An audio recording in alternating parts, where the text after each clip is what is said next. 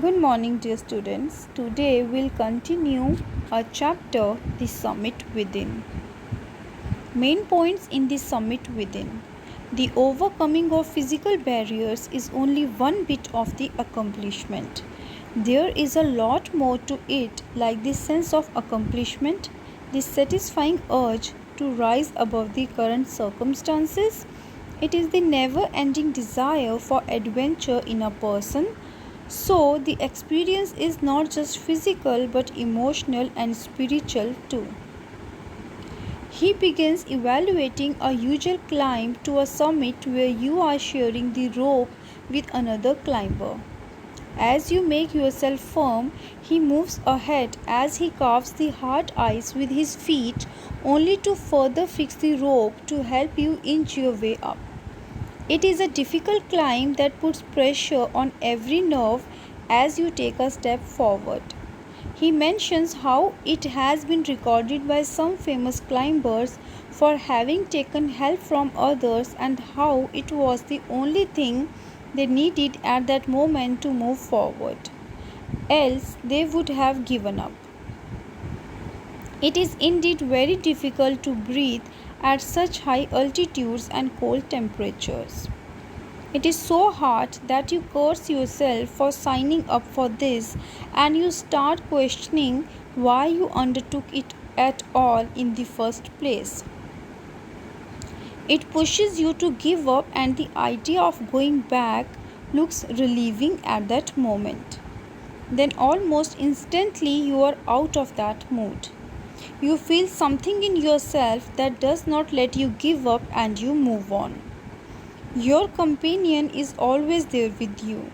As you climb and look at the distance left, you feel as if there is no end. You and your companion both look at each other in search of motivation, and then suddenly, without even realizing it at first, you are already at the summit. As you look around once you reach the summit, you tell yourself that it was worth all the struggle and hardships. You can see other peaks through the clouds, and if you are fortunate enough, there may be sunlight on them. The peaks nearby look as a jeweled necklace around the neck of your summit. As you look down, you can look at the vast valleys from a distance. To look down from the summit of a mountain is an honorable and enhancing experience. As you are on the top of a mountain, you bow down and pay your respects to whichever god you worship. On Everest, the author left a picture of Guru Nanak Dev. His fellow climbers Rawat and Fudorji left pictures and relics of goddess Durga and Buddha respectively. Edmund Hillary built a cross under the heap of rocks in the snow. He mentioned that these are not symbols of accomplishment but of respect and admiration. This is because the experience of having climbed the summit changes you completely.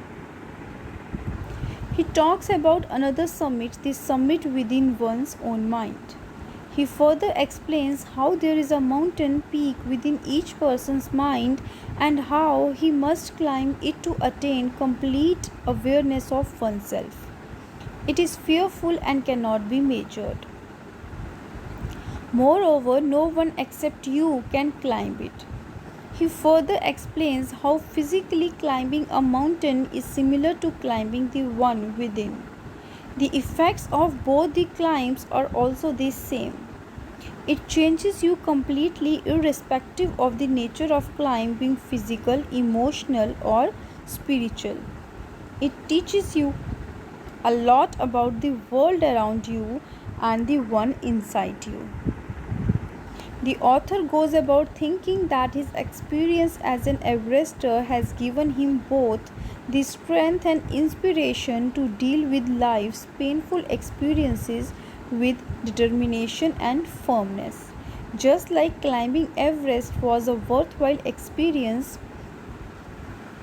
conquering the summit within is equally worthwhile.